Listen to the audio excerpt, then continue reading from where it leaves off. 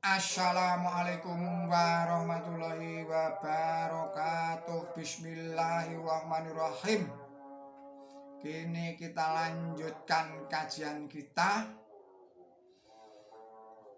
berjudul tanggapan sebuah pesan dan dialog, disampaikan atau diuraikan oleh Abdul Rojak.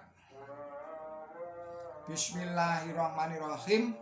Saudara-saudara pemirsa yang berbahagia, kita umat Islam sekarang ini harus semakin meningkatkan iman dan pengetahuan kita tentang Islam, sebab arus fitnahnya Dajjal dewasa ini semakin gencar dan membahayakan iman kita.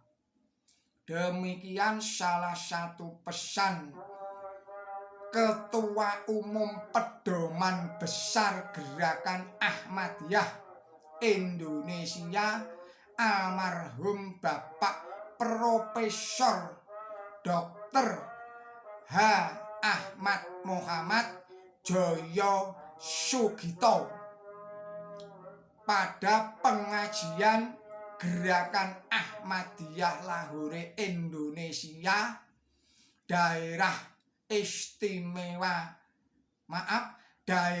tingkat 2 Sleman, Yogyakarta pada bulan Februari 1990. Jadi 35 tahun yang lalu. Selanjutnya beliau menceritakan salah satu kasus yang terjadi di sebagian penduduk Sleman yang beragama Islam, yang beliau sampaikan secara dialog, sehingga hadirin merasa terpanggil untuk ikut meneruskan dan menanggapinya, dan sekaligus untuk mengukur kadar iman dan ilmu Islam yang dimilikinya.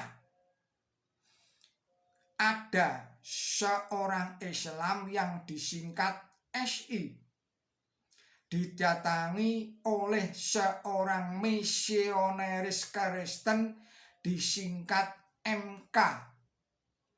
Lalu SI ditanya tentang beberapa hal oleh MK, sehingga terjadi dialog sebagai berikut ini.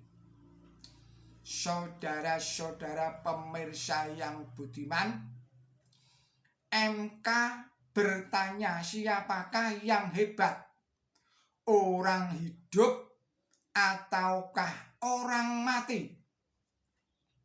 Seorang Islam menjawab, ya, seorang yang hebat adalah orang yang masih hidup.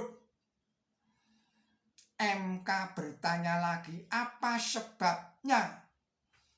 SI menjawab, karena orang hidup itu bisa melakukan kehendaknya sesuai kemampuannya, sedangkan orang mati tidak bisa berbuat demikian, bahkan memejamkan matanya saja pun tidak bisa.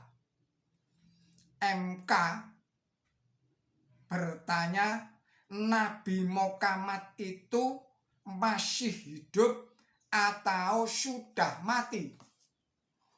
SI menjawab, beliau itu sudah mati. MK bertanya lagi, mengapa saudara meyakini bahwa Nabi Muhammad itu sudah mati? SI menjawab, karena sejarah mencatat bahwa usia beliau itu 63 tahun dan makam beliau itu ada di kota Madinah. MK bertanya lagi, Bagaimana keyakinan saudara tentang Nabi Isa? Apakah beliau masih hidup ataukah sudah mati? SI menjawab beliau masih hidup. Kemudian MK bertanya, mengapa saudara meyakini bahwa Nabi Isa itu masih hidup?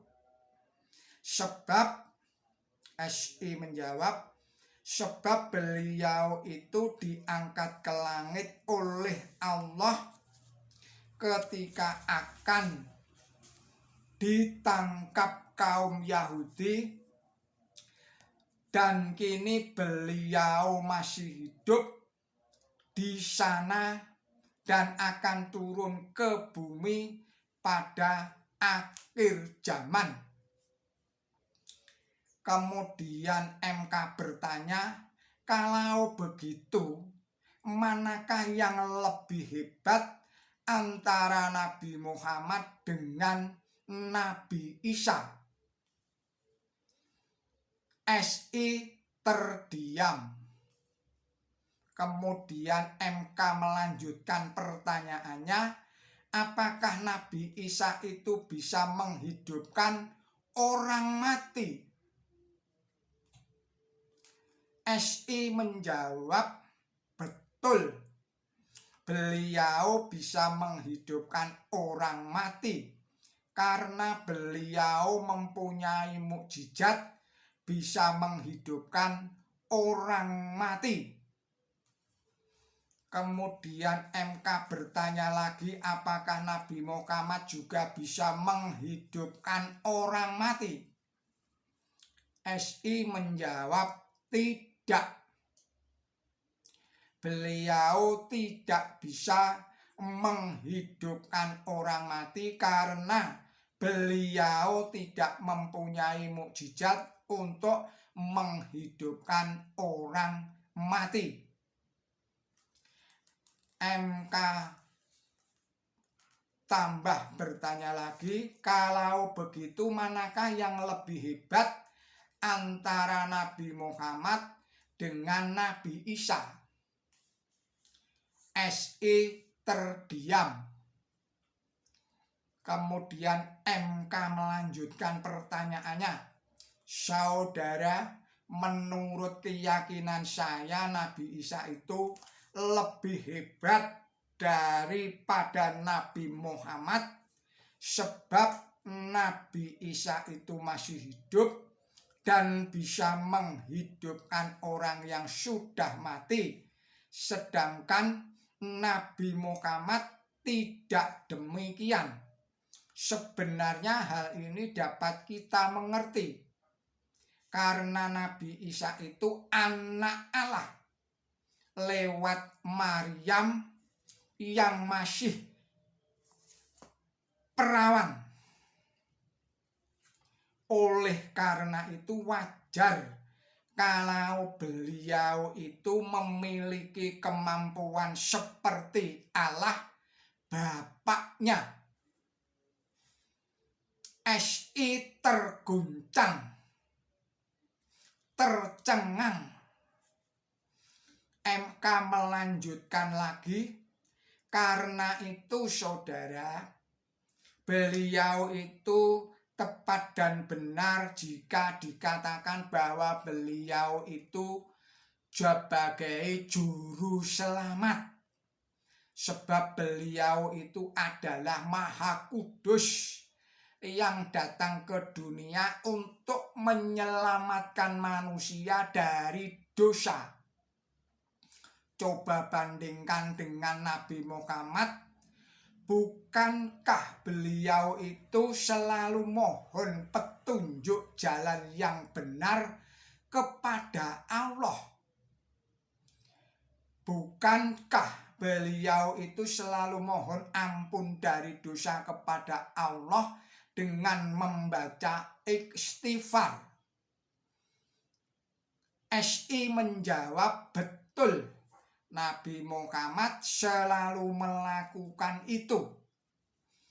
MK melanjutkan pertanyaannya, Saudara, bukankah hal itu menunjukkan bahwa Nabi Muhammad itu belum tahu petunjuk Allah? Buktinya, beliau mengucapkan doa itu dalam setiap sholatnya. Karena itu saya memaklumi apa sebab beliau selalu membaca istighfar itu. Tidak lain karena beliau merasa banyak dosa atas perbuatannya yang tidak berdasarkan petunjuk Tuhannya. SI terdiam.